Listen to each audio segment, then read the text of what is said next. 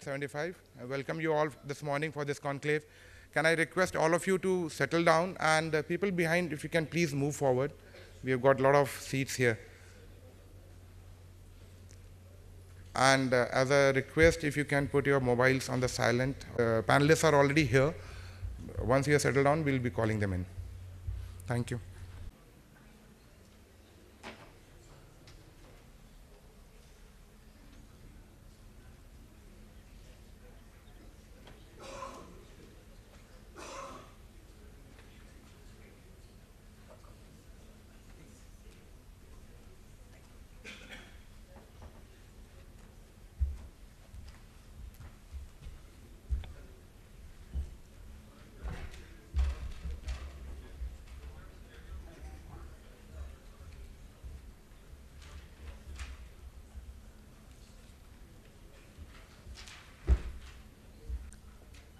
Dr. Mukund Rajan, Chief Ethics Officer and Brand Custodian, Tata Sons; Ms. Deepa Prahlad, author, business strategist and consultant; Mr. Sanjeev Jain, Chair India at 75 Task Force on Pro Bono and Senior VP Cognizant Technology Solutions.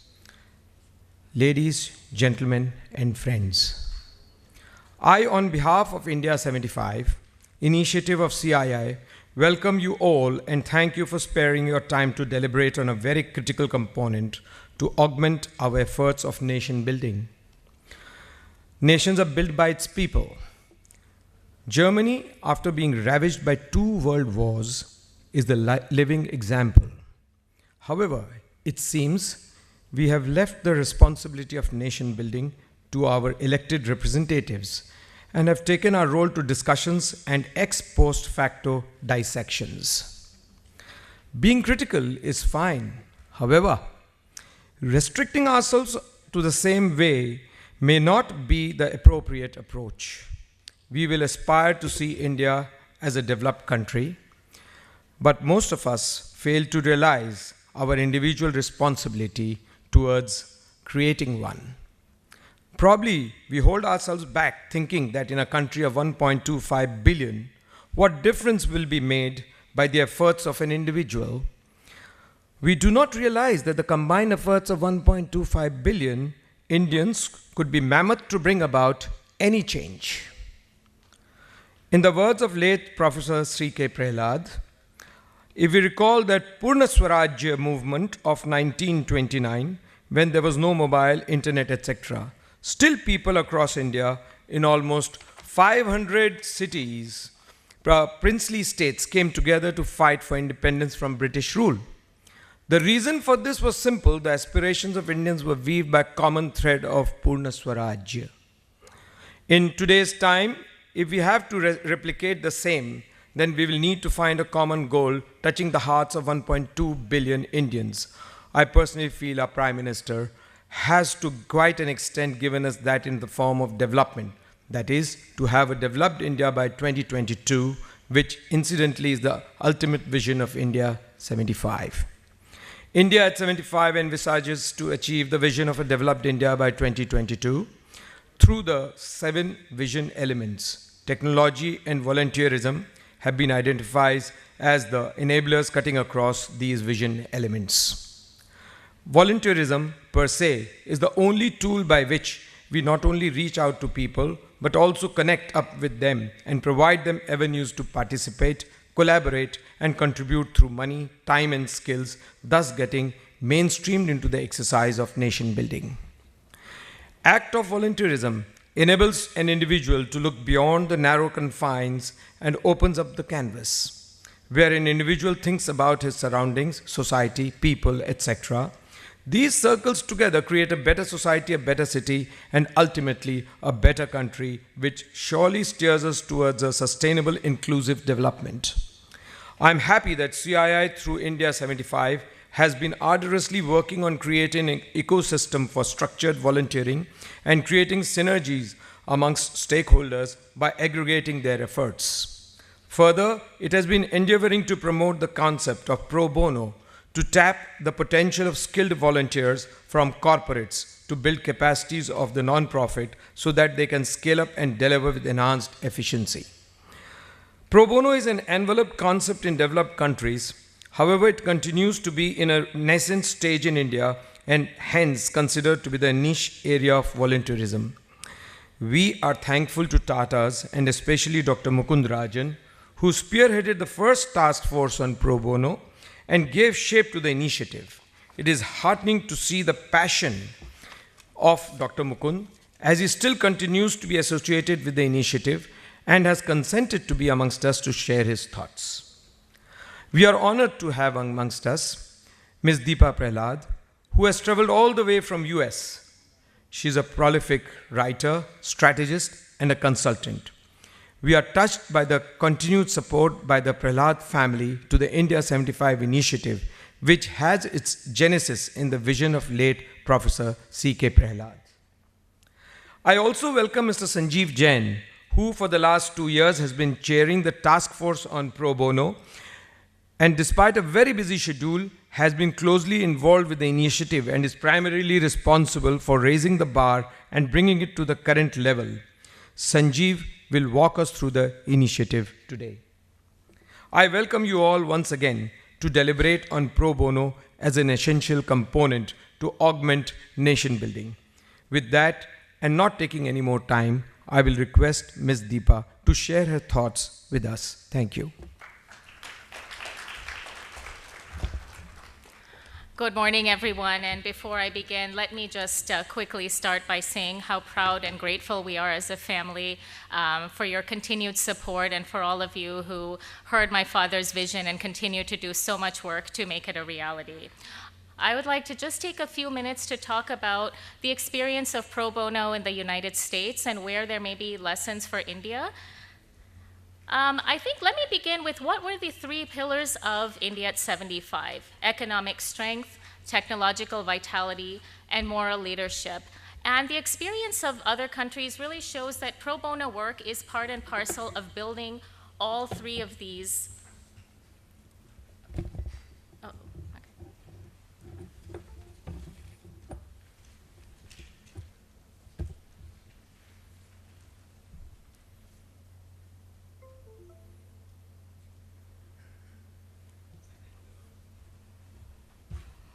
And I know that we've also begun with an ambitious goal of $10 billion in value to be created with this through India at 75. But as we're doing that, a good standard of living is a moving target. And I think what's interesting is that the development goals and the way India will be judged and its progress toward these goals is shifting as we speak. Just as business is no longer judged purely on its profit numbers, countries are no longer judged simply on GDP per capita, but there's a much more nuanced view of standard of living, freedom, economic opportunity that we also need to design our programs toward. And we also have less defined measures of success. We have to worry about preventing malnutrition at the same time we worry about managing diabetes. So we have a very wide swath of issues that we have to respond to. And the discussion about poverty is no longer simply about enabling survival, but really about ensuring prosperity. And the other huge big shift on the global level is that there isn't really one credible system that countries can look toward. We can't say that simply Western-style capitalism or the export-led growth of East Asia can be a development model that we can adopt without modification. And the good news, though, is that these issues are now no longer seen as developing country issues. Poverty, inequality, employment, all of these are part of a global conversation. So I think India will have a lot to contribute and a lot it can learn from at the same time. And so I think just as we shake the onus on business to do more than create profits and create impact, the bar for pro bono has shifted as well, and we have to start thinking about pro bono not as charity or CSR alone, but about how we do value creation and skill building through these efforts. So look at the US statistics. If there's any doubt that this creates economic value, the US case and many others really should put those to rest. About 25% of the US population, so about 63 million people, volunteered in 2014, 7.9 billion hours, And the estimate of that to the economic activity in the country is 184 billion.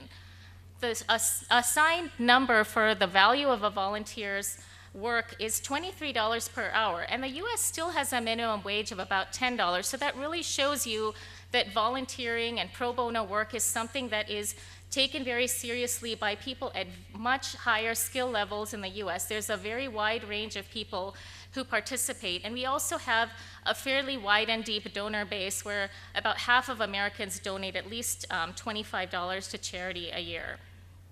But to get numbers like that, pro bono work requires not only good intentions, it really requires structures that people can plug into painlessly, find a good match for their skills and talents and interests.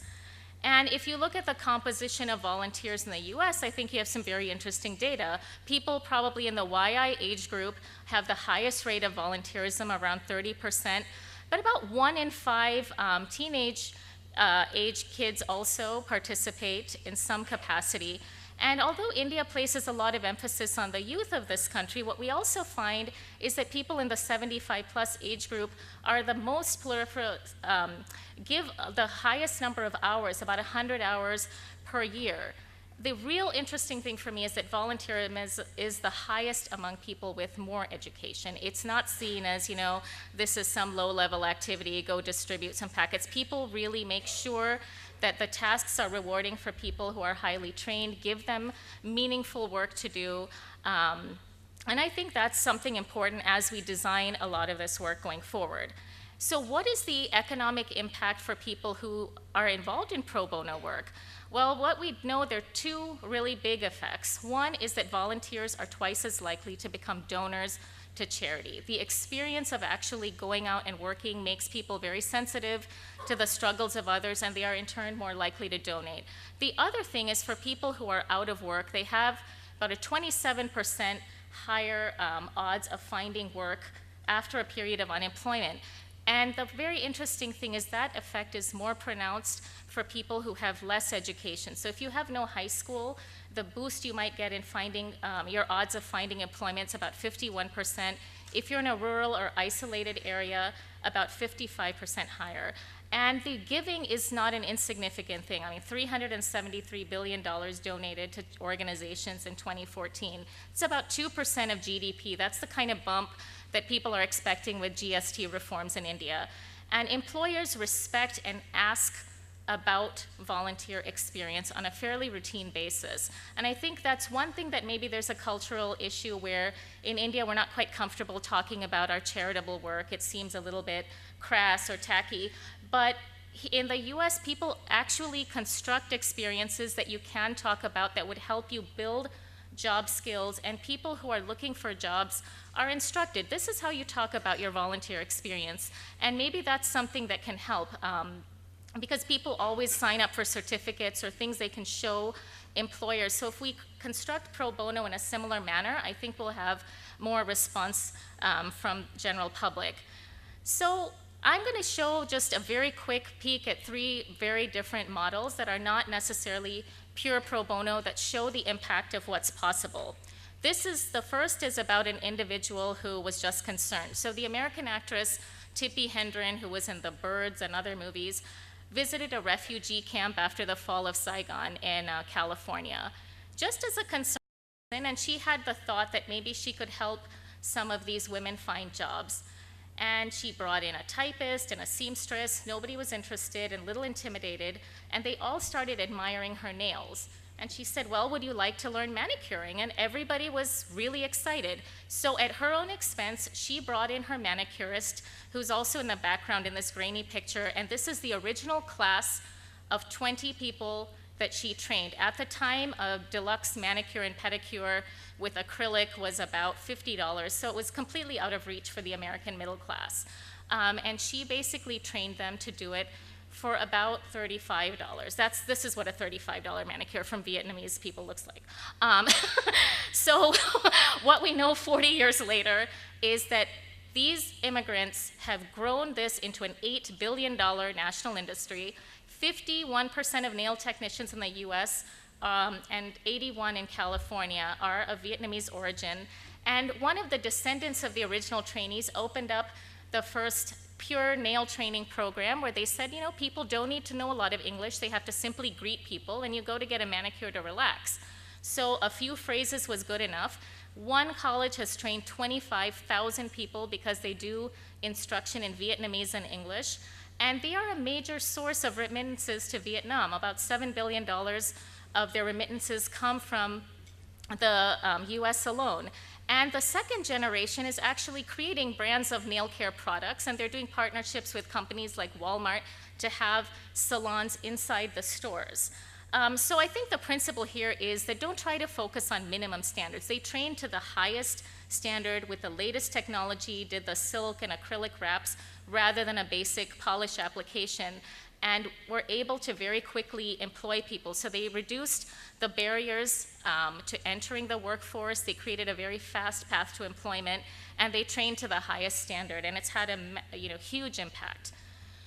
But what about more complex tasks? So the Make-A-Wish Foundation basically takes critically ill children, and the only thing you need is a medical verification that you have a life-threatening illness. And you are able to just basically describe what would be a life-changing experience that you've always dreamed of, whether it's meeting a celebrity, taking a trip. And 99% of parents report that granting that wish increased their child's happiness and physical well-being. So if you look at this, on average, they are able to grant a wish every 35 minutes. They have more than 28,000 active volunteers. They are able to pull resources from the medical community, the private sector. Walt Disney is a major sponsor. And the average cost of a wish is about $10,000, which is a lot, but compared to the cost of what healthcare is in the US and the fact that families have to be included, no one can send a sick child by themselves. Generally, it's an entire family that is taken and guided through this process with lodging, medical support, and whatever else they need. It's pretty huge. So I think that we can learn from this. Pro bono can also provide incredible leverage on very complex, customized, and collaborative tasks, provided that we have structures and a motivation that gets people to lend their talents. And there are a lot of hybrid models, like a normal business of Tom's Shoes, where they source and provide basically a model of buy one and we donate one to somebody in need. And 60 million pairs of shoes have been donated so far. They introduce coffee, and they provide a week of clean water for every pound of coffee. And they came under tremendous criticism, saying that they weren't actually helping local communities, and they've started manufacturing more in the countries where they donate, including India. They have hand-decorated shoes from India, and I know Flipkart and others will be modeling with them. So you really need to create a range of opportunities, create a rewarding experience for all parties. It can't be based on, feelings of guilt all the time. People have to feel rewarded in charity work as with anything else. High levels of transparency are critical, and even pro bonos have to embrace technology and innovation. But where is India in all this? I'm going to be very brief because I have experts here who actually have a depth of experience. But India is at this very murky middle ground where we've made tremendous progress on some metrics of innovation and are lagging in others. And everywhere you go, people are trying to look at more nuanced views of development, looking at technology, tolerance, innovation, inputs, governance, and all of those things. India, you basically have to scan and look to about the 80s and 90s, and you will find India because of the disparities that still exist. And one of the few metrics that I really like is the Legatum Prosperity Index, where they look at the economy, entrepreneurship, governance, and they have a metric called social capital. And the thing I like about them is they give pretty granular view of what they consider social capital. So people seem to be enthusiastic. Governance is improving. People are more enthusiastic about the economy. But these findings are very counterintuitive to the caricature of India. Our best rank is in governance, in the sub-index, and the lowest rank is in social capital. And these are the questions that comprise social capital. Have you donated money to charity? Have you helped a stranger? Are you married? Religious service? And can you rely on friends and family for help? And there are some, national quirks in all of this. America helps people and strangers at very high levels. We also shoot each other at very high levels.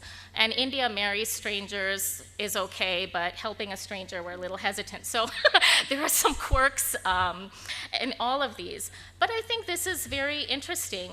And and my dad always had this great faith that the people at the bottom of the pyramid would help show us the way. And literally a day after his birthday, I saw this, where there's a village in Jharkhand that basically looked at its own literacy statistics and decided the 1,000 families were going to change and create 100% literacy.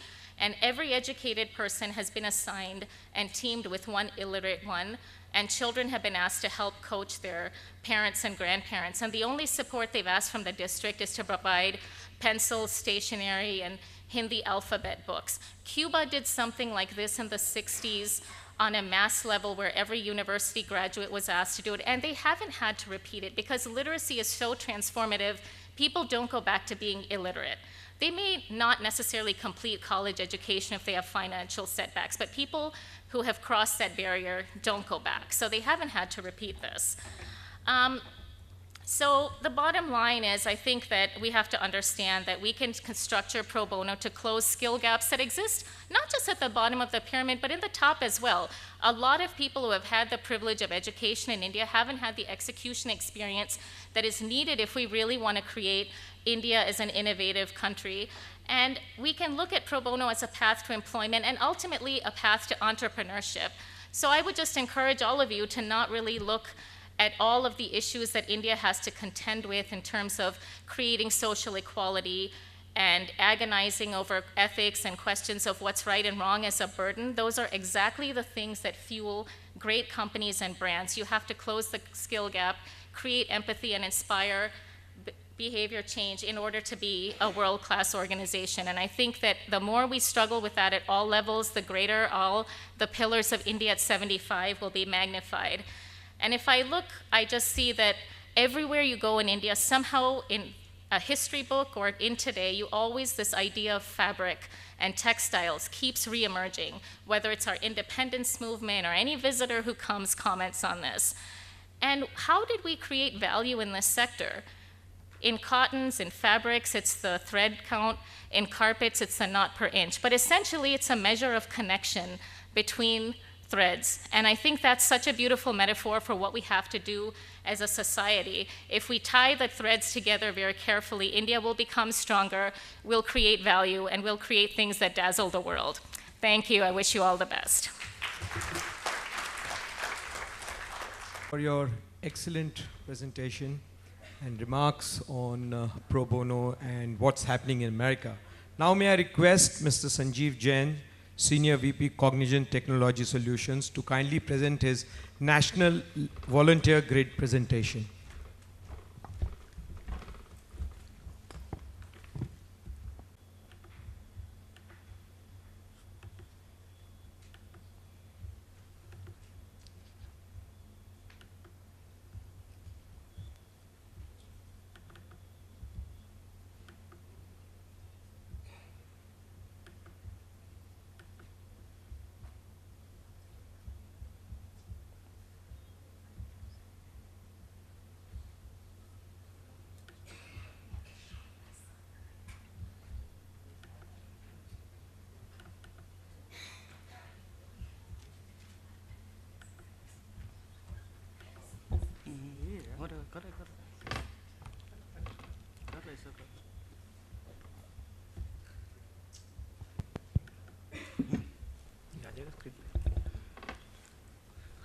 Thank you, Deepa. Thank you, Rishi, for setting the context.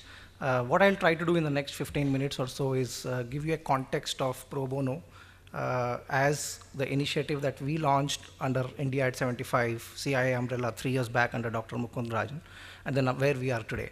But let me start by saying that I think the pro bono concept is pretty new to India. And we have been still trying to create a lot of awareness. So one request for all of you is, as you leave the session, if you have any thoughts on what could be a good Indian name for pro bono, We have been asking this every time, but I think we have not got anything very interesting as of now. But I'll really request people, because that will really help us to communicate to the masses. I think we have been able to communicate to few people, but I think for the scale that's there ahead of us and the potential it has, it does need a different name. Anyway, I think the concept of pro bono touches on the three-dimensional principles of what Professor Prahlad had said, which touches about the economic strength, technological vitality, and moral leadership, as Deepa had explained. So to me, I think it really touches all the initiatives that go on under India at 75. What we did as part of the task force, which was created 3 years back, is really, first of all, created a metaphor. And for those of you who have been associated with us, just to remind, so what is pro bono? So we thought a good metaphor for pro bono is like a dandelion. Dandelion, for all you know, is like a plant. And the seeds of dandelion, when they fly with the wind, they just go somewhere with the flow of the wind. And wherever they go, they start a new life. So that's what is pro bono for us. So pro bono is all about spreading goodness and just kind of collaborating and just scaling up, multiplying. So that's what we are doing here. For anything to multiply, we do need a very strong platform, because if you have a platform, we can actually grow very big from that platform. So what I'm going to talk about is what is that platform that we are envisaging, which is currently getting piloted, and that is what we are planning to scale up as we scale up these initiatives. So this is part of the 7-day, the 1-week National Volunteering Week that we celebrate in India. Starts with the birth anniversary of Professor Prahlad, culminates with the Independence Day of India. So this is one of those days that we are having this initiative here, and there have been similar programs going on across the country. Okay? So quickly to explain you, so the platform that we are creating, what I'm going to talk about, is actually about a national volunteering grid. So what do we need in India? We are a country of 1 billion plus people.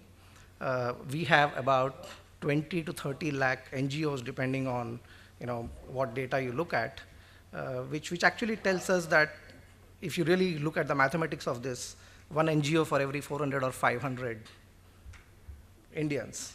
I think so. It intuitively seems like an easy job to go ahead and get the benefits that I think Deepa spoke about. But anyway, life is not that easy. So we think there's an opportunity here. So if we create a platform, get the NGOs, and get the corporates, and along with the corporates, there is another untapped pool of individuals, homemakers, professionals, either working independently or retired, really get them all on the same pool. And the big thing we want to talk about is and start volunteering. And when I say volunteering, it's not about giving back to society. I think a lot of times we talk about volunteering as giving back. To me, pro bono is about paying it forward. So what can we do to get this pool of people to really pay forward, to build scale, so we generate what we call economic value added. So what we did 3 years back is created 4 task forces as per the vision of Dr. Mukund Rajan. So first one was creating a strategy. Taproot told us that there's a 10 billion opportunity. I think Deepa shared with us the 180 billion number that US has. And I think 10 billion by 2022 should be an easy task, seeing the numbers that you see there. But we thought if we have to achieve $10 billion by 2022, what should we be doing? So what it means is if I take 1 billion plus people in India, and it just means that if I have 1% of the population, and I take a rate of $16 per hour, not the 23, 24 that US had, it's just 1 hour if people spend on the right programs, we will be there. So I think it's a big effort of channelizing the skills to provide the benefits. So I think we have the wherewithal, we have the people, but I think we need to get a platform right and get the ecosystem to start collaborating. I think that's what we need in the country today. So what we are doing as part of this is, along with the Infosys team, we created a platform which is a marketplace, if I may say, which actually brings in the demand from the NGOs and then brings in the supply from the corporates or from the individual volunteers and tries to match that. And that's basically the concept of this marketplace that we are creating. And we had conducted almost 100 plus sessions in the last 2 years across the country. A few thousand NGOs have been trained, and we already have about 4,000 NGOs registered on the portal.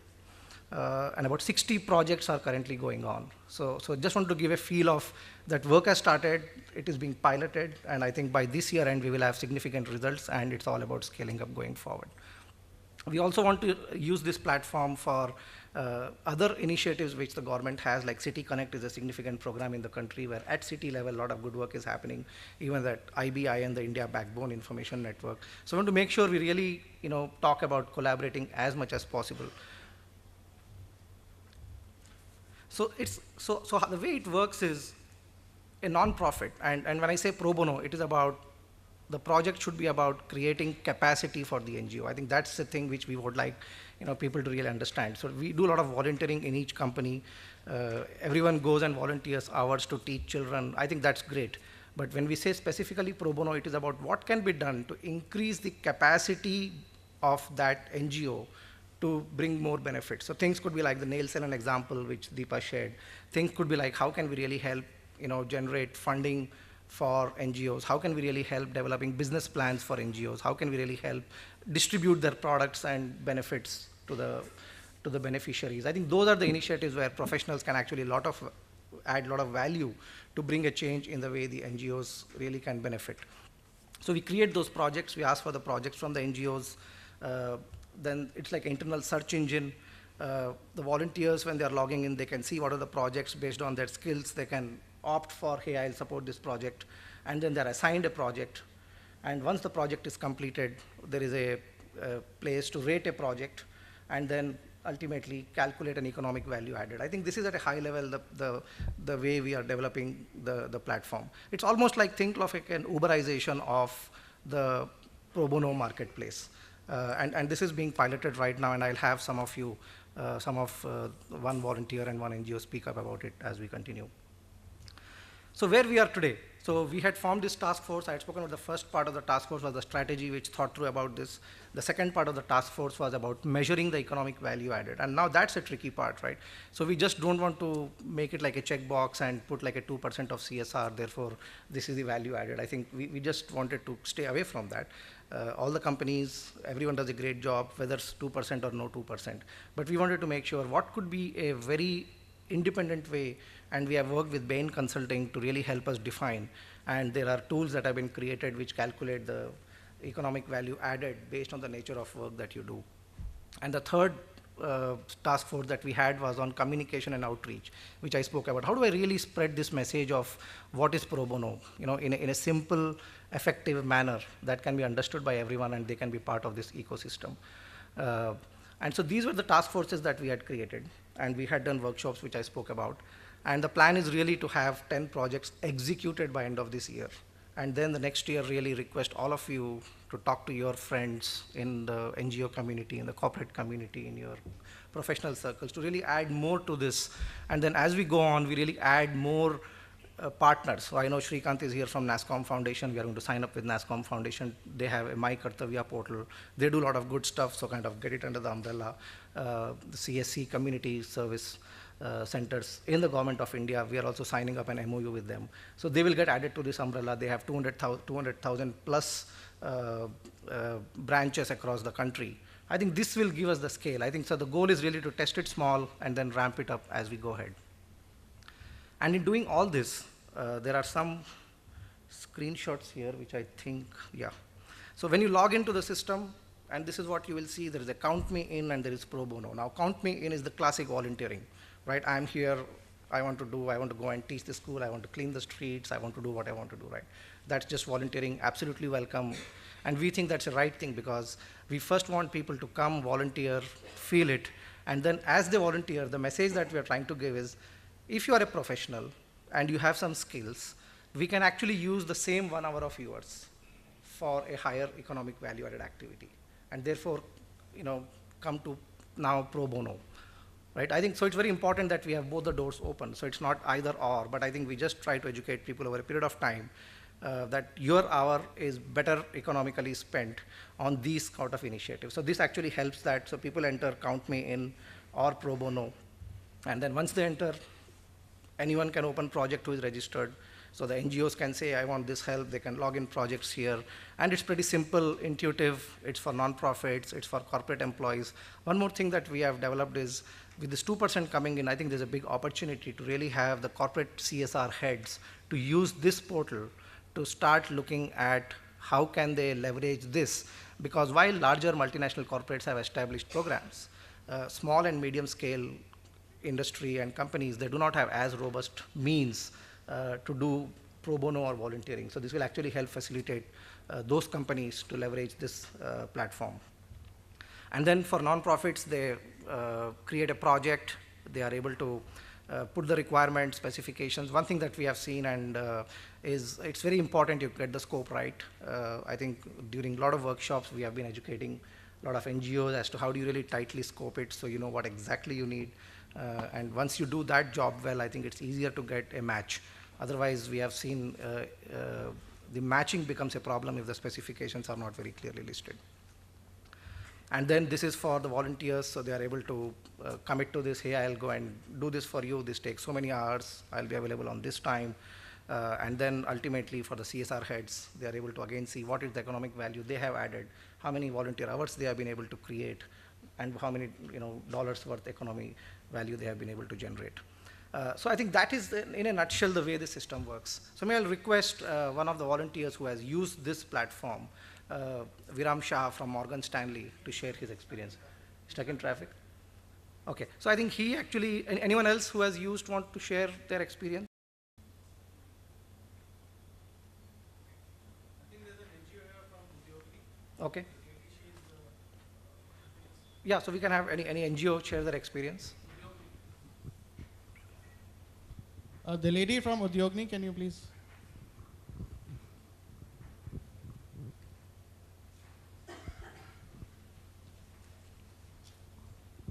Good morning, everyone. My name is Priyanka Subarno, and I'm here representing Udyogini, which is a Delhi-based organization, and we work with women for livelihoods and enterprise management.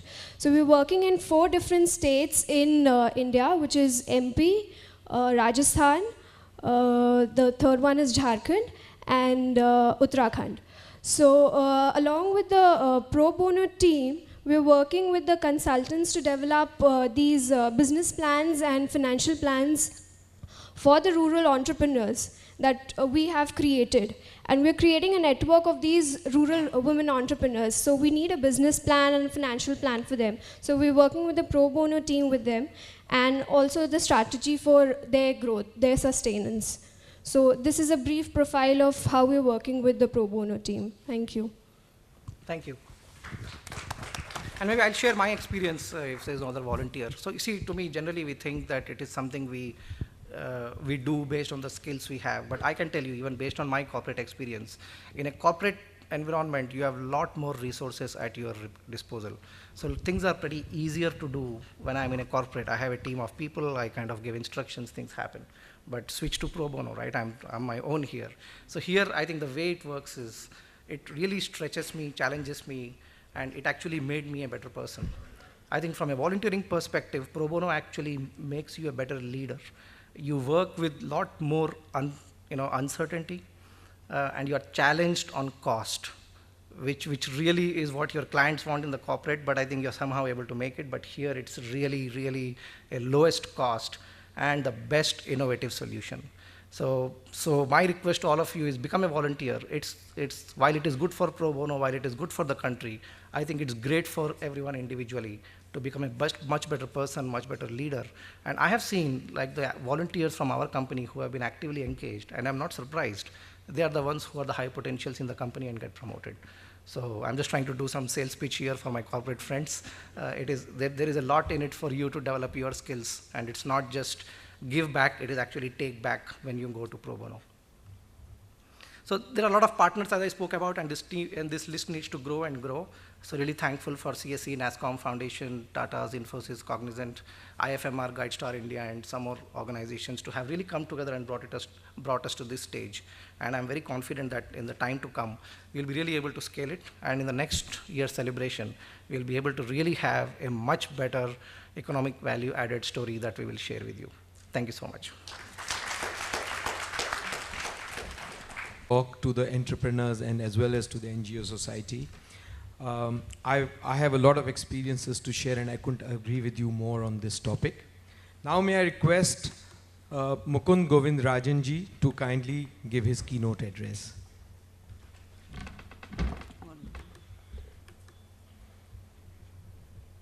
Deepa, Sanjeev, Rishi, friends, thank you very much. It's an honor and a privilege for me to be here today, particularly discussing this very, very important subject that I had the privilege to be associated with, thanks to India at 75. I am, of course, part of the Tata Group, a group whose brand equity has been built up over the past 15 decades, really on the notion that corporates have both a duty and a responsibility to work with the communities that they serve. Our founder firmly believed that in a free enterprise, the community is not just another stakeholder in business, but is in fact the very purpose of its existence. So we've accordingly defined our group's mission or our core purpose as improving the quality of life of the communities we serve through long-term stakeholder value creation based on leadership with trust. The pro bono opportunity speaks exactly to that mission statement, that good corporate citizenship demands that corporates investigate ways in which they can support the good work that non-corporate stakeholders in society are already doing. So let me dwell on the importance of volunteering in that context. I think there have been enough studies that have shown that it's becoming critically important, particularly for new entrants to the workforce, the millennials, that their company needs to be demonstrating a commitment to the community, to giving back to society when they make decisions about their employer of choice. There's a data point, Sanjeev just talked about leadership development. Over 90% of Fortune 500 HR heads say that volunteering is an effective way to really build leadership skills. Juxtaposed with those is the fact that a lot of the workforce in corporate India doesn't feel completely engaged at work. And that would change if they had a sense that the employer was doing something about social issues, about engaging with communities, and about giving back, or as Sanjeev said, paying forward. So it's evident that there is, for a variety of these reasons, a growing sense within the corporate world that we need to do more. And volunteering and pro bono actually offer you a perfect way to do that.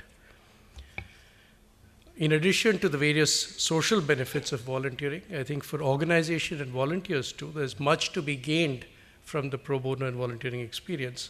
Some of the benefits include allowing employees to expand their skill base, building upon their strengths, creating greater connect to the community, increasing employee job satisfaction, morale, creating respect for the company and enhancing its brand equity, and that's certainly something that has worked for Tata's over the years.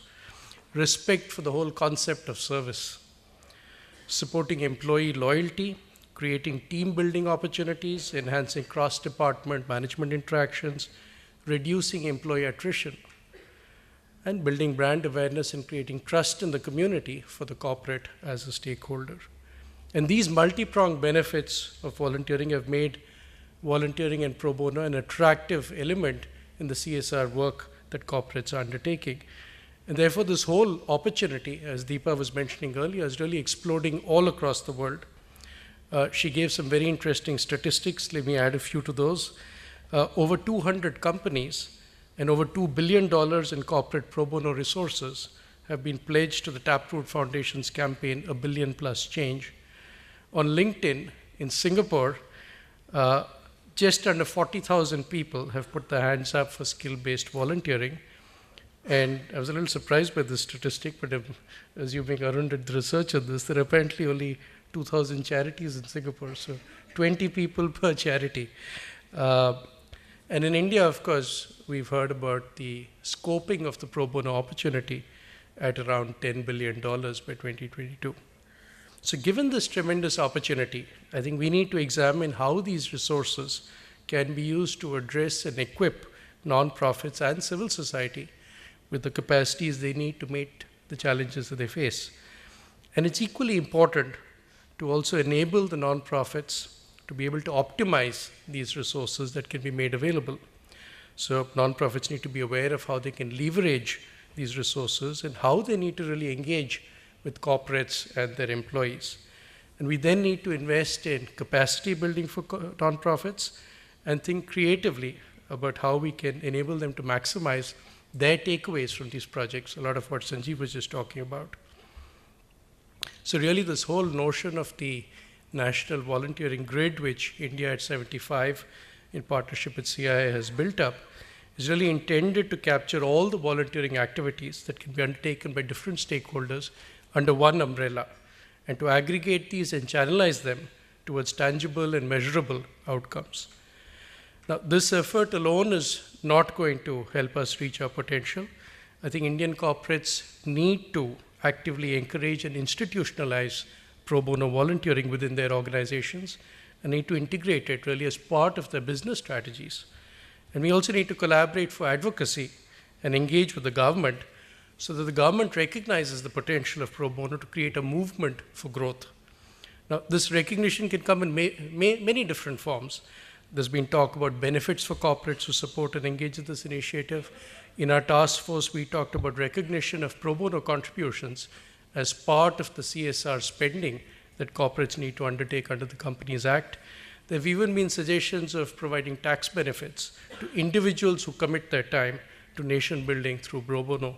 So there are various ways in which I think this agenda can be further stimulated and catalyzed with support from the government. There's one aspect of the National Volunteering Grid which I personally find very compelling and extremely powerful. And I think in India we need to talk more about that in years to come. And this is really the power of knowledge which our senior citizens hold.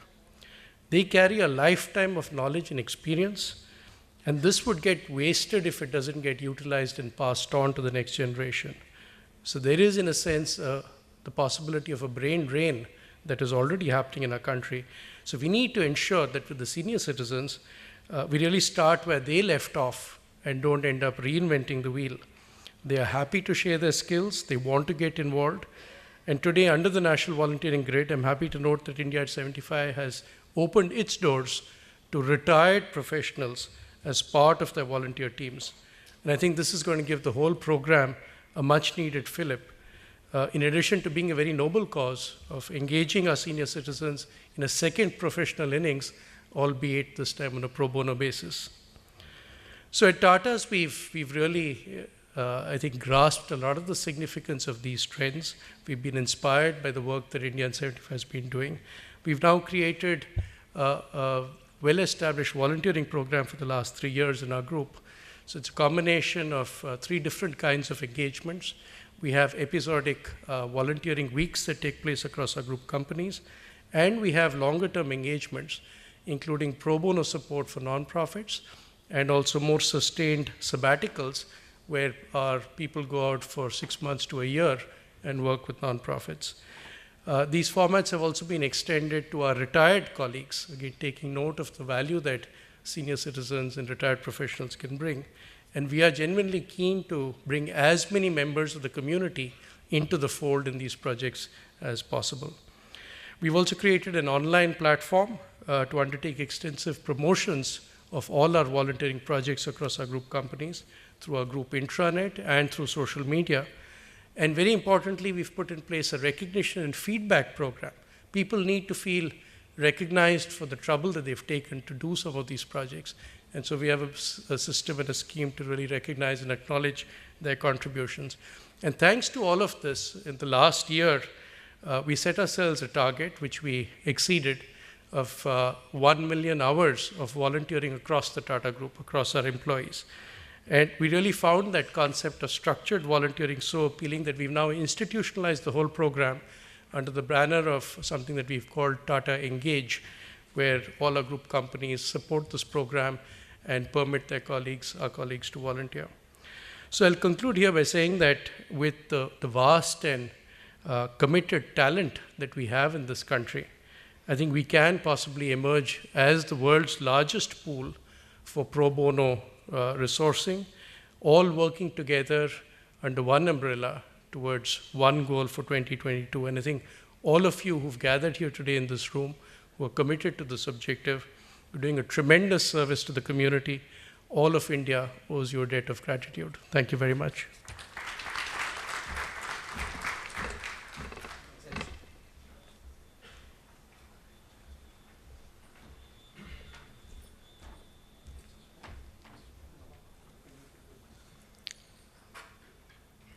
Dr. Mukund Rajan, Mr. Sanjeev Jain, Ms. Deepa Prahlad, ladies and gentlemen. Though I was not supposed to share my experience, but I will because of all the talk that we have had. Incidentally, let me tell you one of the zones of CII, one of our zones in Maharashtra, Marathwada zone. There the industrialists got together and decided to do what we call as pro bono. And what we did, we appointed a NGO and we started repairing the Kolhapur wires, thereby increasing the water storage in a river basin. Today I'm proud to say that 2,500 families have found their livelihood because of this initiative. And CII in that zone is planning to make that figure to 10,000 families. 40,000 people. Friends, this is not it. We appointed another NGO and we started cleaning a river. Every river, like Mithi River in Bombay, every city has a river which has garbage. We started cleaning the river, and today I'm proud to say that in the next 3 months we are going to start a picnic spot over there. So this is what the collective power can do. Finally, I want to say one more thing. We started a project called Majha City Takatak. And in that project, we started cleaning the city, and 30 wards of the city have been cleaned. And this is what CII in this zone is doing, and this is what pro bono is. And I'm telling you, the result of this is phenomenal. It's a better place to live. Friends, it is indeed a very special occasion as we gathered here to deliberate and discuss a very important issue concerning corporate India. This conclave is a part of nationwide activities that are being organized by India at 75 as a part of India 75 week from 8th to 14th August. CI members have been at the forefront in creating several pioneering models on the road to CSR and inclusion. The Jamnalal Bajaj Foundation substantially funds programs which facilitate economic development, health, hygiene and sanitation, child and adult education, women and child welfare, and alternative use of natural resources.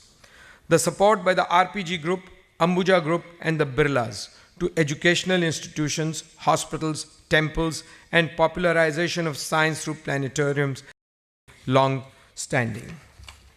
Over the years, the form of corporate philanthropy has further evolved. There has been a new awareness about CSR and its importance. Companies also realize the significance of CSR as a contribution towards protecting the goodwill and reputation, mitigating unrest, and increasing business competitiveness and overall sustainability. Many companies have been adopting the CSR practices to make responsibility an integral part of long-term competitiveness as well as of day-to-day operations. Indian industry has come to realize that CSR can no longer be considered a peripheral activity. CSR is now the conscious inclusion of public community interest into corporate decision-making and the honoring of a triple bottom line of 3 Ps, that is people, planet, and profit. Besides funding development initiatives, companies are encouraging their staff to actively participate in projects funded by the company to make the employer bond much stronger. Volunteering is now an integral part of many Indian companies.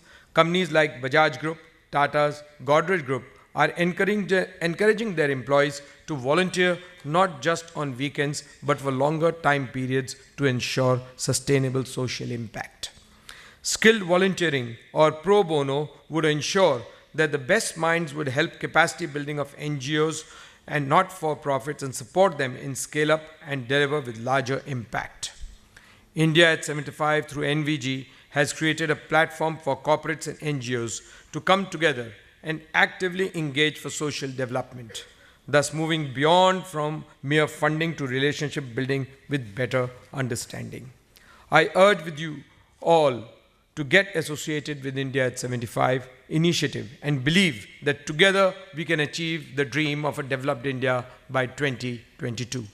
We look forward to the discussions at this event through the India 75 week on the India of the future. I once again thank Dr. Mukund Rajan, Mr. Sanjeev Jain, Ms. Deepa Prahlad, and each one of you for joining us on this very special occasion. Thank you very much.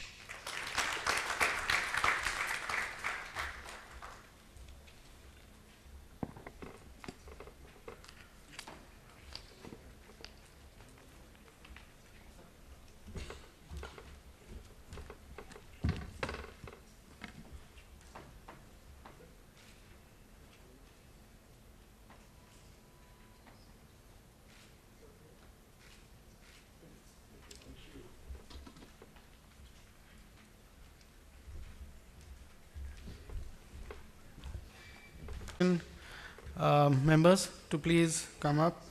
This is the session where we discuss the need to evolve metrics for measuring social and economic impact for pro bono.